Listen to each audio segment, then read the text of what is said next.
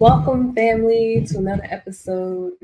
I'm going to apologize in advance because I am currently struggling for my life to breathe. Like these kid germs are on another level. So if the podcast goes mute for a second, if you see the thumbnail go up, just know I'm trying to get myself together. However, I wanted to spend some time talking about something that will impact you if you are currently going to a salon, if you are looking for a loctician, or if maybe, hey, you're striving to become a loctician. There's recently a bill passed that requires, specifically in the state of New York, that requires all cosmetology students to learn all textures of hair, including Afro textured hair, which surprisingly it was not currently in there. And we need to talk about this. So we're going to spend some time talking about that today. But before we get into that, I definitely wanted to welcome you all to the podcast, to our live broadcast. Definitely make sure you check in.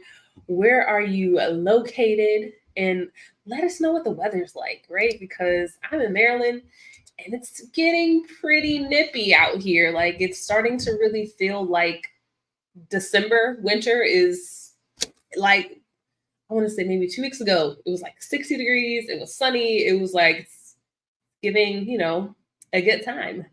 Now it's waking up to ice and, the low key frost everywhere. So what's the weather like where you are? Definitely check in. I see Laura's here in Ohio. Welcome, welcome, welcome. Natasha is in North Carolina and it's 39 degrees. Wild. I remember back in the day, they used to say those southern states, it was always sunny and always warm. Now all of a sudden it's like it's cold everywhere. Like Texas has snowstorms. It's crazy. So yeah. Hey Cherie, welcome, welcome, welcome. Checking in Chicago. Y'all got snow out there yet? I know Chicago normally gets some snow. Let us know. Let us know. Are you buried in the house these days? As you continue to check in, I want to also do the pop quiz for us today.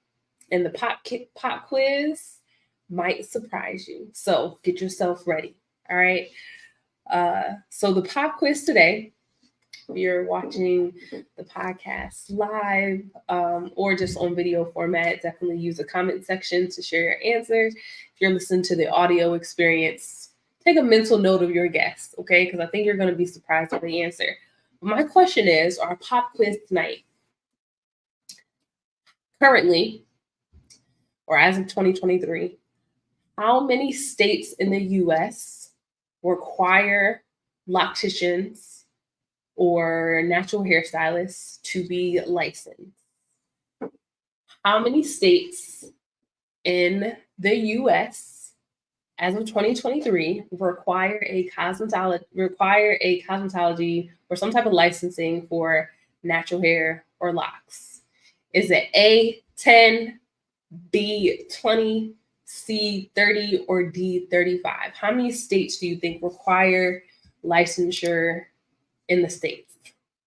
All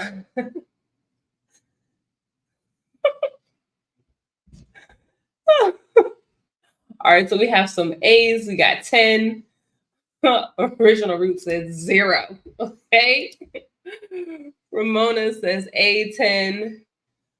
I didn't think any did, so I'll say A of 10. A lot of A's. Interesting. So I'm actually surprised by y'all answers. I definitely assumed that collectively the majority of folks would believe that more people were licensed than actually were. And surprisingly, you all are on the lower end. So I don't know if that's a good thing or a bad thing. You come in believing that there's no standard at all. For those of you that said 10 or 8, not incorrect, but you were close. Currently in the United States, as of 2023, there are 20 states that are regulated and require some type of licensure to service locks or natural hair. So there's 20 out of the 50. So not too bad, not too bad. And um, I believe, I personally, me, myself, I am a licensed cosmetologist. I was challenged to become a cosmetologist by another cosmetologist, even in the vein of wanting to only service locks and natural hair. And to tell you my quick backstory, how I got there, because I think it matters to tonight's topic, which is about licensing locticians and natural hairstylists to service people with Afro textured hair.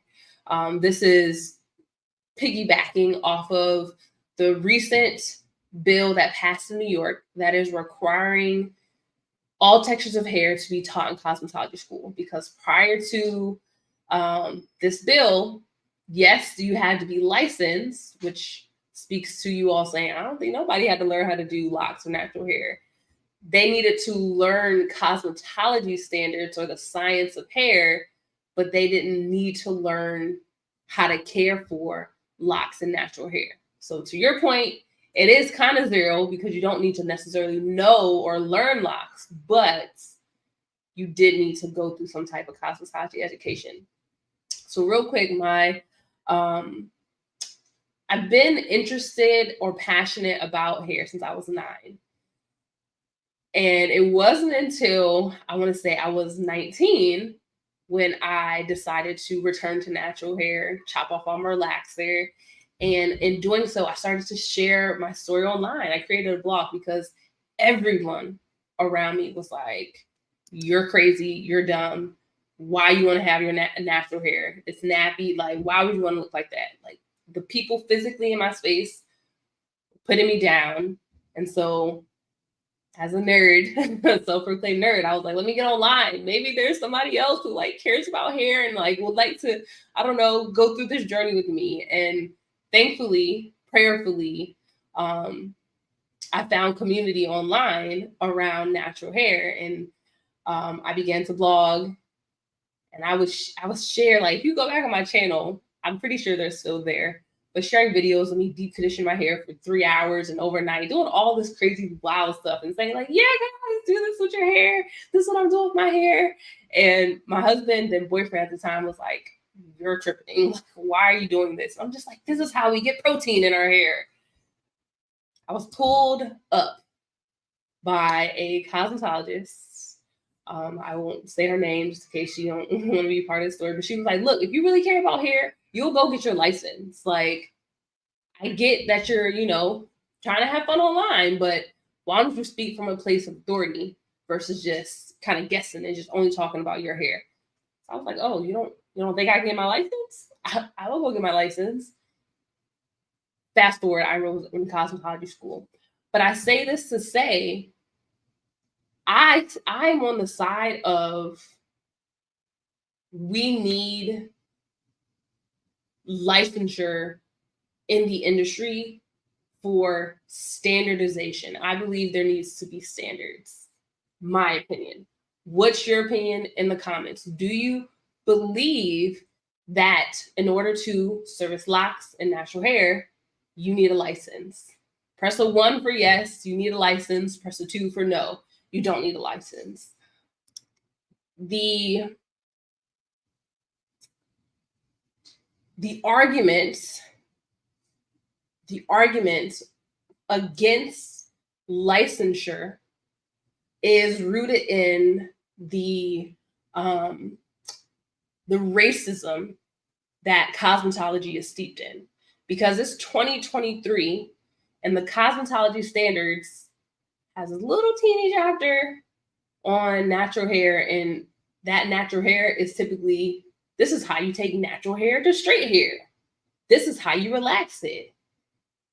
It wasn't until, I want to say, maybe 6 years ago. It's about 6 years ago where they created an appendage to the cosmetology standard specifically for textured hair. That was authored by Diane Bailey, who was a master pioneer. But that is recent. It's so recent. I see a lot of ones. Yes, you need licensure, and then I see some twos. You don't need to be licensed. So there's a lot of racism around cosmetology, in that they being the accrediting body only wanted to have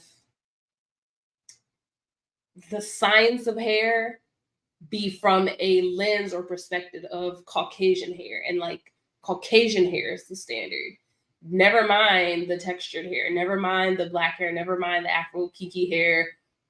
All you need to know is how to relax it. And so a lot of people say, a lot of aspiring locticians and natural hairstylists reject the idea of going to cosmetology school because one of their biggest arguments is, I don't want to learn how to relax hair. I don't want to learn how to straighten hair. I don't want to have to deal with round brushing and other techniques that are done on Caucasian hair. And I hear you and I get it. But from coming from the inside of this industry or of this cosmetology requirement, it is to our benefit, I think, because a lot of the women, they'll start there, have come from relaxers, straightening their hair, doing weaves and wigs, which is also part of cosmetology, like doing those types of services. So in order to heal their hair, you got to first understand what damaged their hair, I believe. And when you only talk about natural hair, it is, yes, this is the state they're currently aspiring to get to, but you have no context for how they got there other than this is bad. And so for me, I believe my cosmetology science background really helped me navigate communicating clearly and effectively with people who have been doing something to their hair and to their scalp for years, and they had really no idea what they were doing. The person, the stylist, the beautician that was doing their hair didn't even know. They were just doing what they were taught, repeat, without learning it. And then that's where they have, damaged hair. So I believe the education helps you to unpack what has happened to the hair. So when we're thinking about, let me see. Ramona says you got to have knowledge on what you're doing. Yes, especially if you're doing other people's hair. I agree. So with that being said, this new standard, a lot of natural stylists, locticians are pushing back because they're like, why do I have to go to school? Why do I have to learn other hair textures when I only want to service this texture? And I believe it's not just about the texture, it's about the techniques, and it's about the approaches that have standards. I want to ask you all, press a 4 if you've ever gotten a relaxer in your life. If you ever had your hair relaxed back in the day in the community.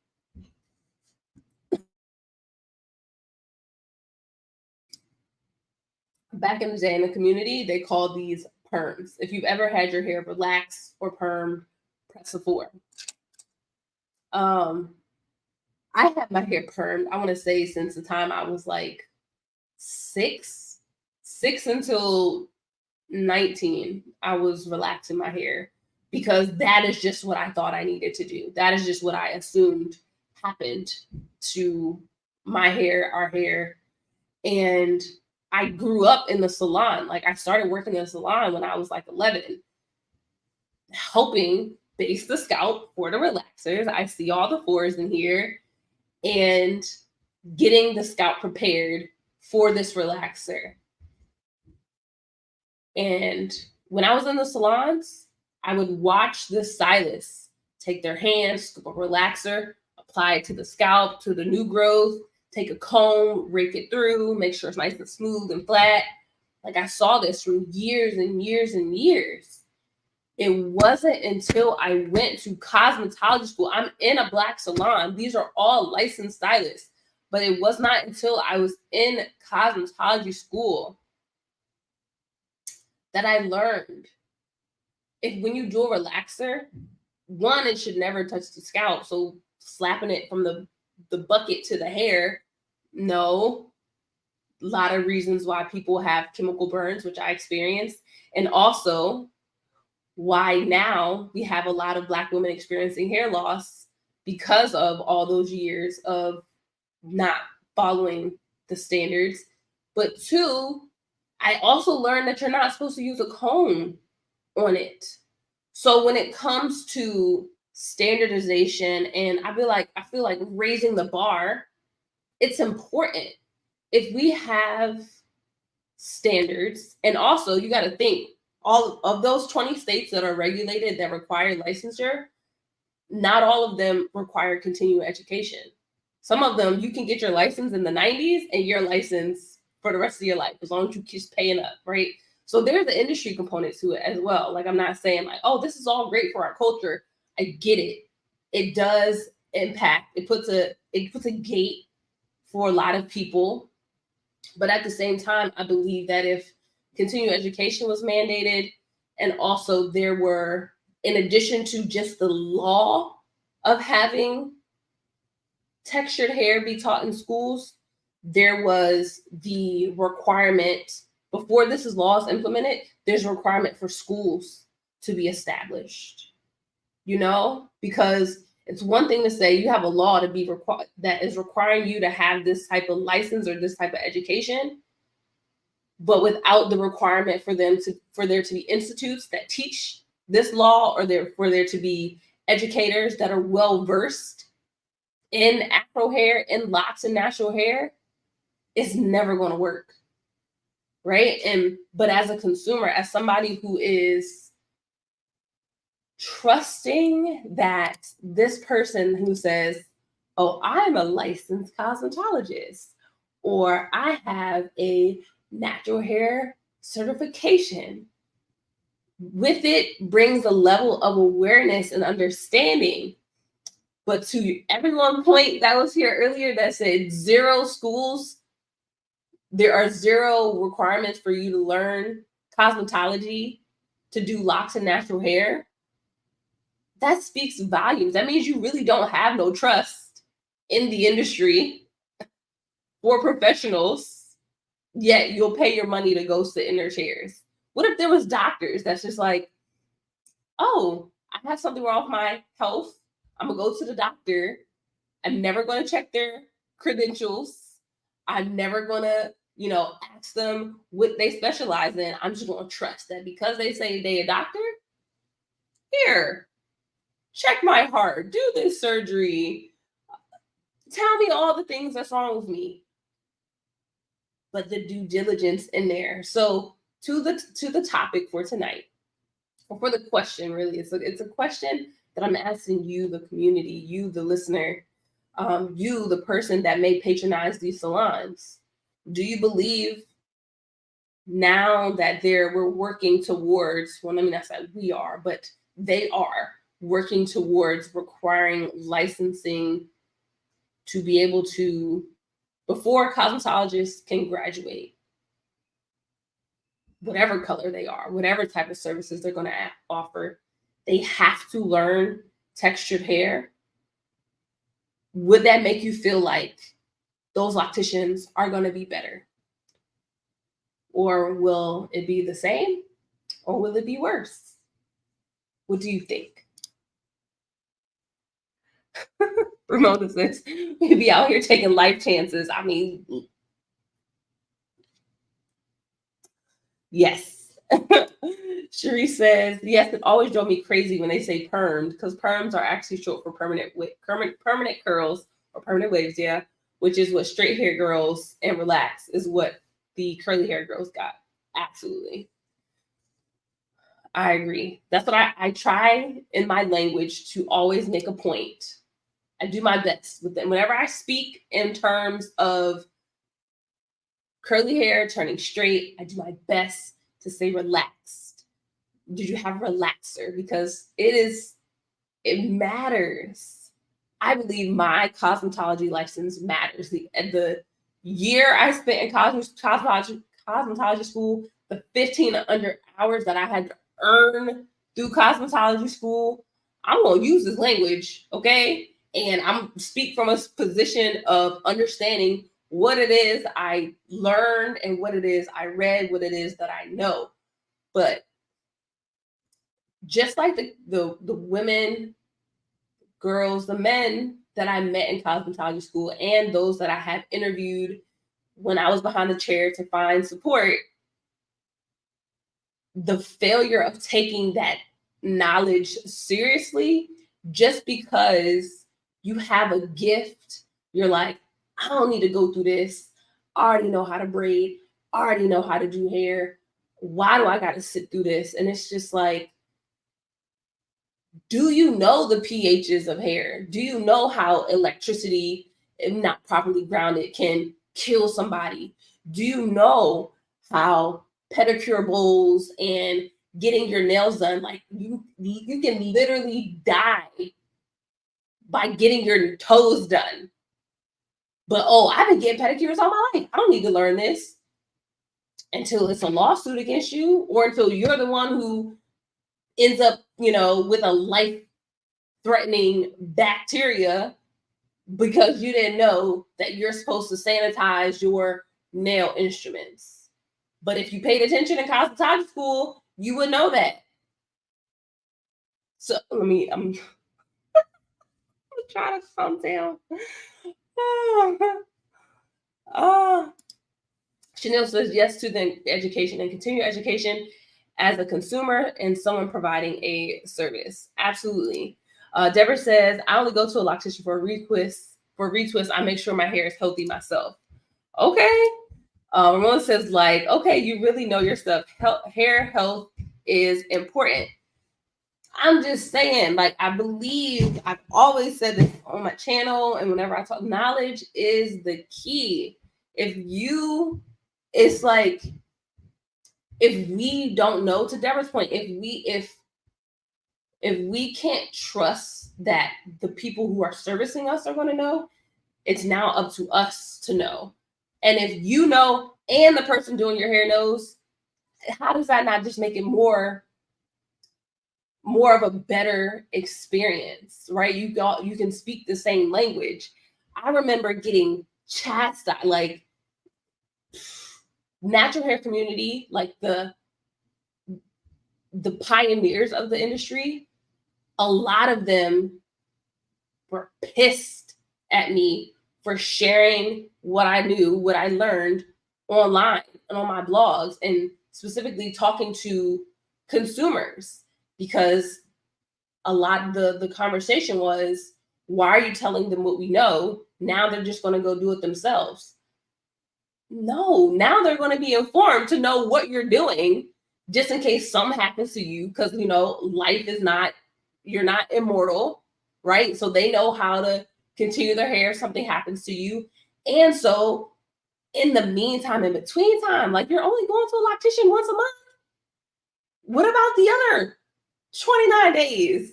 Hair care still has to happen, or at least it should. Otherwise, you're just in it for the money. So in trying to articulate to them, I feel like eventually they begin to understand, some people, yeah, are going to want to do it at home completely. But a lot of us, press a 6. If you would much rather sit back, relax with somebody that you can trust and get your hair done, pay to have that experience outside of your responsibility. Do you really want to be standing at home twisting and trying to figure it out in the mirror? Or would you rather invest a little money in someone who is knowledgeable, that can talk to you articulately, explain to you what they did and how it needs to be cared for at home,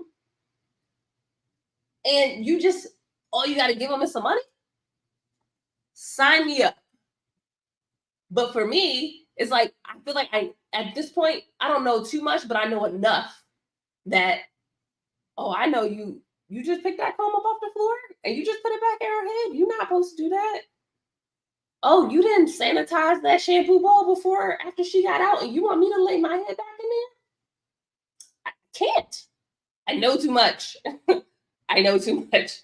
Or I know enough, right? I'm going to nail salons like, you don't even have an autoclave. Like, you have not sterilized anything. Here's a quick thing, and I'm gonna hop off of this, right? It has nothing to do with hair because we're gonna get to this Q&A. If you have any questions, go ahead and post them in the comments. Fun fact. Okay, for those of you that pay somebody to go get your nails done. Fun fact. All right. There's no way to completely clean and sanitize and disinfect jets. So if the pedicure bowl has a jet in there that makes a little bubbles, that's the same stuff from all the people that sat in that thing. And it's nice that they put the little liner in it, but then when they put that little removable jet, that joint's not clean.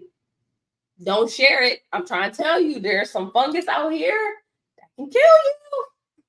Just putting that out there. All right.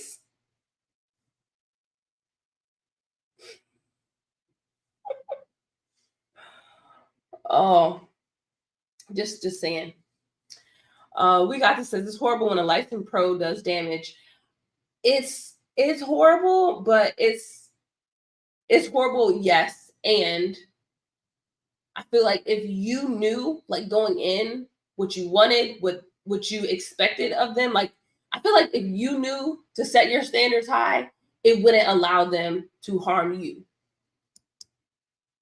But if you don't know and they're not practicing what they do know, it's bad for everyone. You know?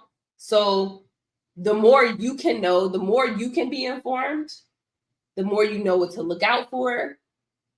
And I feel like you're in a place to hold that professional accountable. Because I get it. It's a lot of work. Like, I did it for decades. It's a lot of work to meet the standards of cosmetology. Like, one of the things like I was conflicted by when the whole pandemic hit.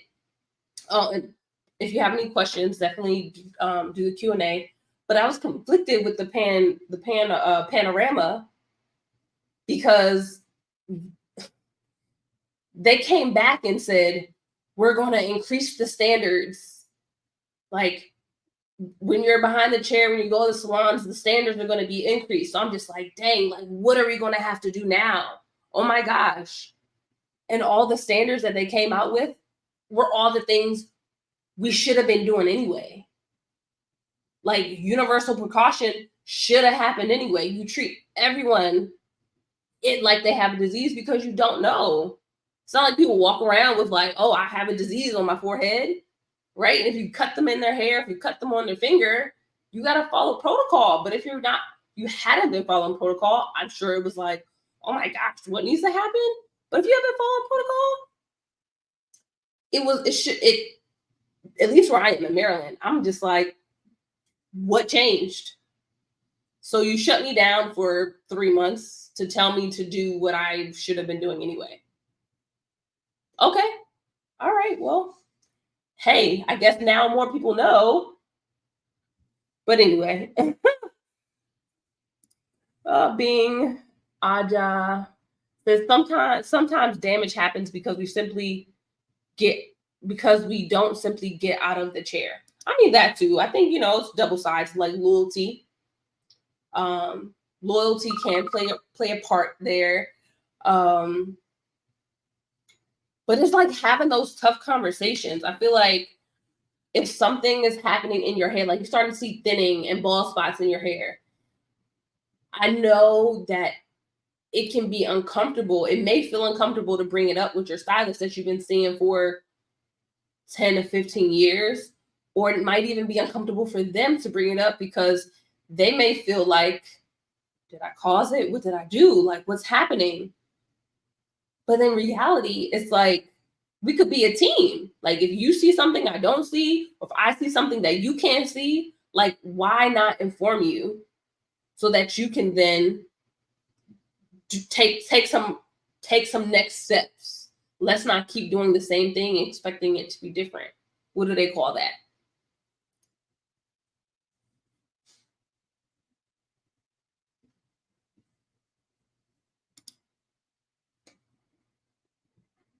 Oh, so we got this. That's low-key victim blaming. In my experience, she came highly recommended. I did my research. It was the 3rd year, and she damaged my locks with color. I mean, she's highly recommended, but did you vet her? And I'm not saying, I'm not victim blaming you, right, at all. That's not my intention. But to the point, they don't teach it in school. So even color, hair coloring on locks is totally different than hair coloring on loose hair.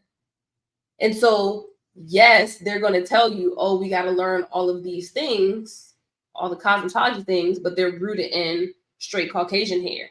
How does that translate to locks? And I also believe that one of the things as a consumer that's really important is for you to ask, how have they continued their education? Because just paying for the license 10 years ago, how does that qualify them to do something trendy now? You know?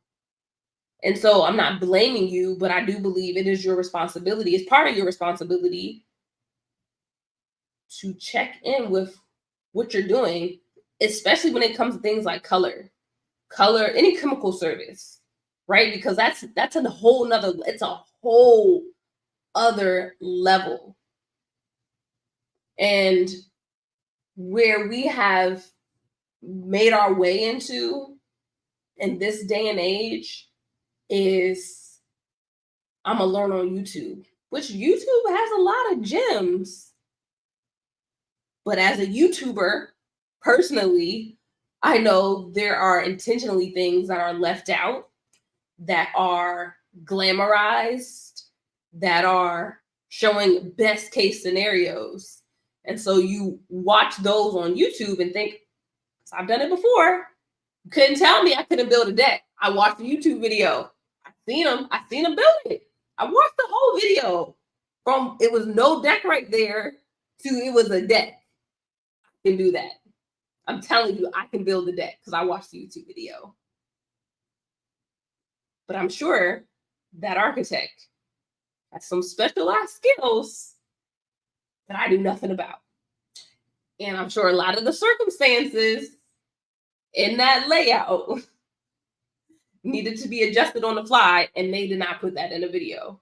It's the same thing with hair. Like, you can watch all the hair videos you want, but if you're not under the tutelage, if you have not gone through cosmetology school that have, I believe, just a foundation. Cosmetology school should never be the end all be all. Ever. It's just a foundation to which you can build on, continue to take classes, continue to go to hair shows, continue to, invest in other people that you see doing well, learn how they do it, and intentionally ask about their mistakes. Because if you're only focusing on the good stuff, when the bad stuff happen to you, how you want to know how to pivot? Cherie says, I remember when I was in nail technology school, the shock and dismay my fellow students had to the appropriate sterilization standards. I was not one who frequented the salon, and most of them did. Yep. And they were all like, oh, they don't clean like that in the salon I go to. It's exactly what happened to me. I was like, I didn't even know they were supposed to do that. I've never asked them to do that. I think this year was probably the first year back out of 10 years that I went and got a pedicure. Don't put that little jet in my thing. Okay. Oh. Makai says, I would tell locticians the wisdom that you spill, and they would get offended and stick to toxic old school education, greasing the scalp. That's why I decided to retwist my locks from now on. I'm sorry that's your experience. I really appreciate you trying to educate them, but hey, I mean, some people don't want to learn, right? So it's a red flag. Zinni says a licensed cosmetologist will ask if the client has been diagnosed with a communicable disease like hepatitis that may put them at risk. Confidentiality and privacy upheld, of course. Yes, I mean they should. They should they? I don't know. Like one of the things I learned in the training that I recently took was that when you're behind the chair, you're asking people questions like that, or having conversations about people's weight and their health and their mental state and their physician diagnosis and things. What needs to be in place is a HIPAA form, right, to uphold that confidentiality and privacy. But if you don't have that, that person could tell whomever. And I was like, oh snap! I never had a HIPAA form. I just, I was like, I'm just gonna keep it a secret. But it makes sense if you're dealing with somebody's personal medical information. So I'm just saying, I feel like out of all of this, I feel like a lot of you have said having a license or having to learn multiple textures of hair will make a loctician better. And I do agree. But what I also want you all to know, if you ever have to be in a situation, not have to, but go to wards, want to, are in the salon, you feel confident and comfortable enough to ask them about their education. How have they invested in themselves lately? If you're doing any type of chemical services, like you, not to blame you, but to make sure that you are well taken care of, and you're not just blindly giving your trust away to somebody, your life away to somebody, right? Because I believe hair is ancestral, yes. Braiding is an art, yes. But when you deal with chemicals, when you deal with scissors, when you deal with anything that is altering the scalp, like clips, that could cut somebody, having an in-depth knowledge, it can only make you better. It is not to take away from the things that our ancestors taught us. Like, I'm not saying we have to give up all the secrets that go with hair, but the science of it, which is mostly universal, but the science of it, I feel like it should be standardized. So just saying, I hope this was helpful. If it was, hit the thumbs up button, like the video, and definitely just share it with a friend, right? Have them join the conversation, because even if you're watching a replay, still curious how you feel. Will licenses make locticians better? Is this better for our industry, worse? Or gonna, keep it about the same?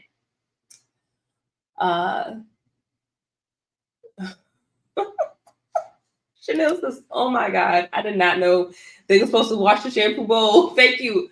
Yeah. We probably gonna have to do we should do a whole little live about just things you should look out before. They're supposed to wash the shampoo bowl. They're supposed to wipe down the chairs. Their barbicide is not supposed to be that deep, dark blue color. It's supposed to be kind of translucent. That's how you know the barbicide is properly mixed. The tools are not supposed to be in there for longer than 10 minutes. Like, it's just so many things that they are bad they are habits from old school education, like Makai said, but I feel like they can impact your life and others. So y'all should know too. Just a thought. Just my thought. Oh, thank you so much for the super sticker. I really appreciate that. Thank you for investing in me. I do my best to pour into you with what I have, because knowledge is power. And my goal, of course, as your digital loctician, is to help you cultivate the healthiest set of locks. Okay, whether that's in the salon, you're doing stuff at home, or you are solely your own loctician. You having, the knowledge to do that is really important. So thank you so much. I want you to have a happy holiday season, whatever holiday you celebrate, or just happy New Year. And we're going to be back with a whole different type of podcast coming in to 2024. It's a whole different type of format. So stay tuned for that. Join the community. The links are below. And as always, I'm wishing you peace, love, and good vibes. I'll see you later.